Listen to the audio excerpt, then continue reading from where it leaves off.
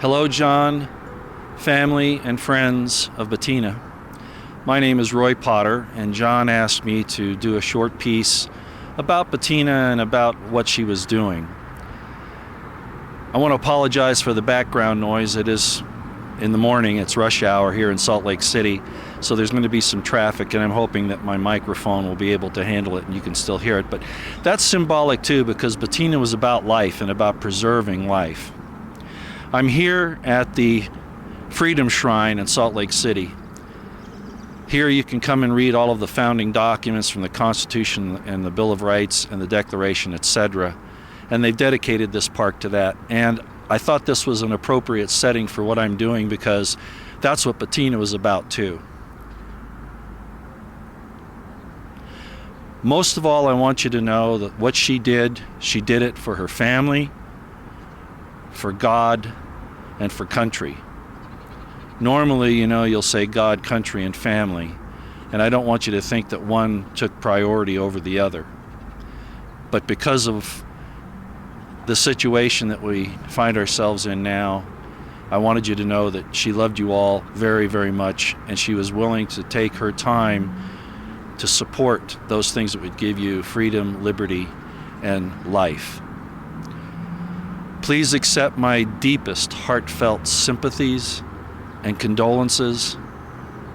Indeed, you are most fortunate to have been a part of this remarkable, courageous woman's life.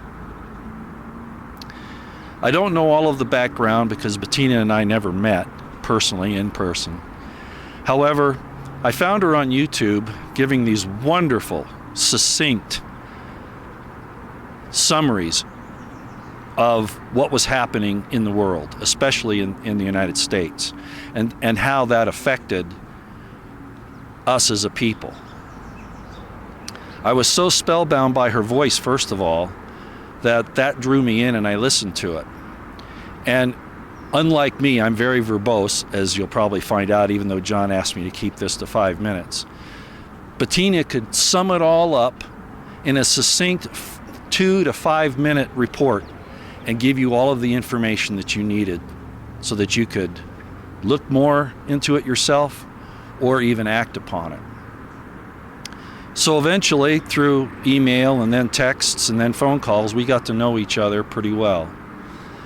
And I became even more impressed with her courage and the way that she would make her delivery. Now, I realize I got to know Bettina well enough to know that she was not mealy-mouthed. She could cuss and drink like a sailor, and I know that. But those were the things that made her so valuable and so impressionable on the rest of us. I would rather deal with somebody that tells you exactly what they're thinking in whatever manner they choose to do it than to talk with somebody who is holding back and not letting you know where you really stand. And with Bettina, at least in my association with her, that was always considered a quality that I found so wonderful. I was in the military for 33 years, 28 of which were as a commissioned officer.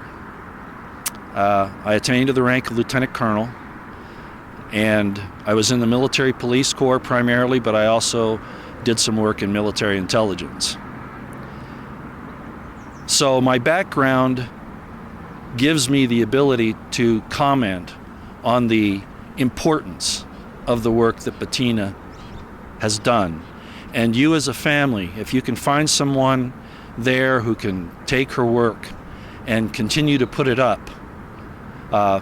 please do that, because her work is something that should never be lost. It goes in the annals of these documents here. That's how good her work was.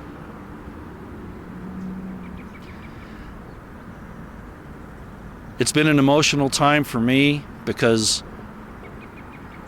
again, even though I never actually met Bettina, there was a connection that is inexplicable, other than that we shared a common ground, a common goal. And the common goal is to inform people about what is happening in their country and in the world that affects them, so that they can make the proper decisions to go forward and to stand for liberty, truth, and justice.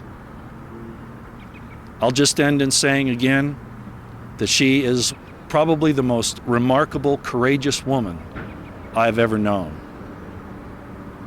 And I can say that from experience, both professionally and personally. Consider yourself blessed and better off by having been a part of Bettina's life. Apparently, she hid from you this most important work that she was doing, not because she was afraid of what you might think of her, but because she wanted to protect you. And I'll just leave it at that. John, particularly to you and the children, again, I want to give you my sincere, heartfelt, deep sympathies and condolences, and I think you know I'm serious about that.